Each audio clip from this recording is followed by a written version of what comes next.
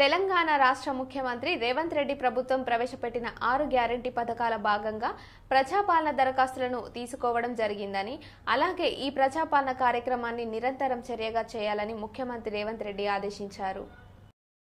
ఈ రోజు తెలంగాణ రాష్ట్ర ప్రభుత్వం గౌరవ ముఖ్యమంత్రి రేవంత్ రెడ్డి గారి నాయకత్వంలో స్థానిక శాసనసభ్యులు పెద్దలు దొంతి మాధవరెడ్డి గారి ఆధ్వర్యంలో ఏదైతే ఎన్నికలకు ముందు ప్రజల సంక్షేమం కోసం 6 గ్యారంటీ స్కీమ్లను కాంగ్రెస్ పార్టీ అధిష్టాన గౌరవ యూపీఏ చైర్పర్సన్ సోనియా గాంధీ గారి నేతృత్వంలో అనౌన్స్ చేసిన దానికి ఆ మేనిఫెస్టోను పట్టుకొని కాంగ్రెస్ పార్టీ క్యాడర్ నాయకత్వము ప్రజల్లోకి వెళ్ళడం జరిగింది.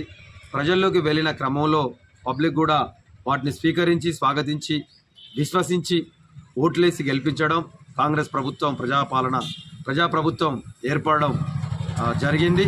అందులో భాగంగా 6 గ్యారంటీ స్కీమ్లలో ముఖ్యమంత్రిగా ప్రమాణ స్వీకారం చేసిన 48 గంటల్లోనే 2 పథకాలను గౌరవ ముఖ్యమంత్రి గారు అమలుపరచడం జరిగింది. మహిళలకు ఆర్టీసీలో ఉచిత బస్సు ప్రయాణం, ఆరోగ్యశ్రీ కింద ప్రైవేట్ ఆసుపత్రిలో 10 లక్షల రూపాయలను వైద్య సేవలను పెంచే పథకాన్ని కూడా ప్రారంభించి ఇటీవల 2 స్కీమ్లను కూడా ప్రభుత్వం మళ్ళీ ప్రకటించి అమలు చేయడం జరుగుతూ ఉంది. అందులో నిరుపేదలకు వైట్ రేషన్ కార్డు ఉన్న వారందరికీ కూడా 200 యూనిట్ల వరకు కరెంటు ఫ్రీ.